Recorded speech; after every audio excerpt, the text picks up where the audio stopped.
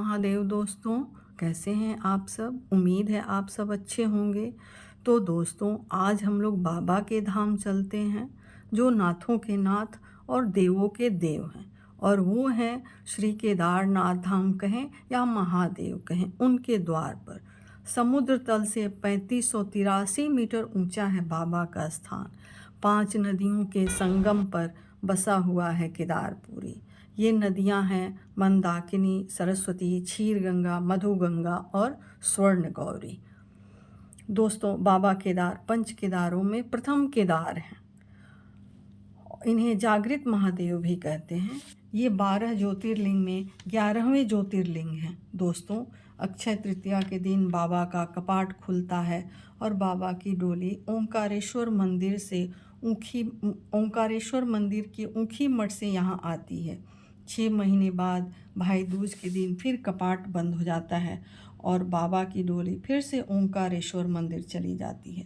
दोस्तों, केदारपुरी हिमालय की गोद में बसा हुआ बहुत ही रमणीक स्थान है। बाबा के मंदिर के पीछे केदारनाथ पीक है, केदार डोम है जो बर्फ़ से ढका रहता है और केदारपुरी का सौंदर्य बढ़ाता है। दोस्तों, मंदिर के सामने पहुंचते ही रोम रोम खिल उठता है। यहाँ शब्द मौन हो जाते हैं, सिर्फ अनुभूति ही रह जाती है। ऐसा लगता है जैसे हम सब किसी और दुनिया में पहुंच गए हों।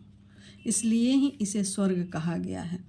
दोस्तों, स्वर्ग इससे बढ़कर तो नहीं होता होगा। यही परम धाम है एक सनातनी के लिए। यहाँ भुकुंड भैरव हैं जो बाबा के क्षेत्रपाल हैं। ये बाबा के मंदिर से 500 मीटर ऊपर हैं। बाबा के मंदिर के ठीक पीछे आदि गुरु शंकराचार्य जी की समाधि है। दोस्तों, आदि गुरु शंकराचार्य जी स्वयं ही बाबा के अंश थे। उनका उपकार हम सनातनी कभी नहीं चुका सकते हैं। मंदिर के ठीक पीछे भीम शिला है जिसको हम पूजते हैं और उस शिला को भी धन्यवाद करते हैं।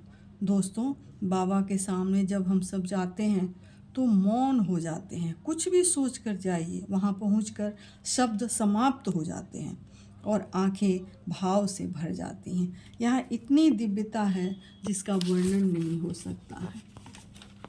दोस्तों, बाबा का धाम अलौकिक है और अद्भुत है। दोस्तों, मंदिर के अंदर बाबा तो विराजते ही हैं, अंदर नंदी महाराज भी हैं। दोस्तों, अंदर में पांडवों का मूर्ति भी दीवार में उकेरी गई है और कृष्ण भगवान भी हैं।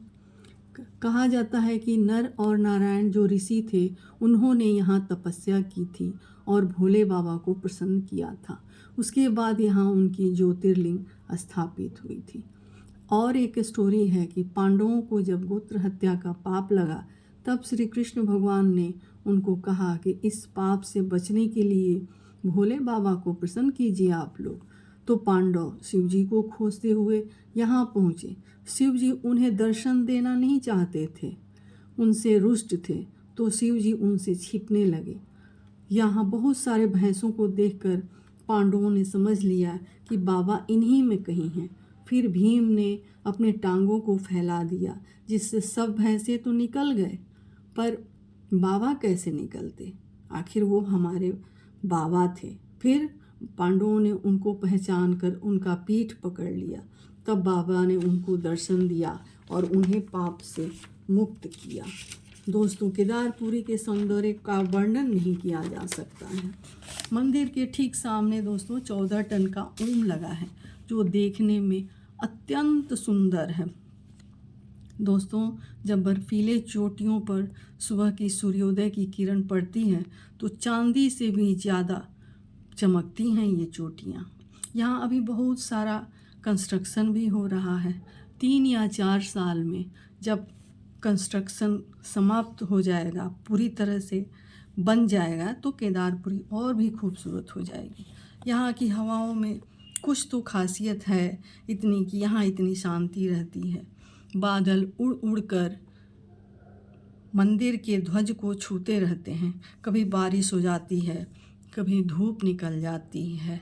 दोस्तों, इतनी विषम परिस्थिति में बाबा के भक्त वहाँ तक पहुंच ही जाते हैं। ये सिर्फ बाबा की शक्ति ही है और बाबा के प्रति श्रद्धा ही है लोगों को जो वहाँ तक ले जाती है।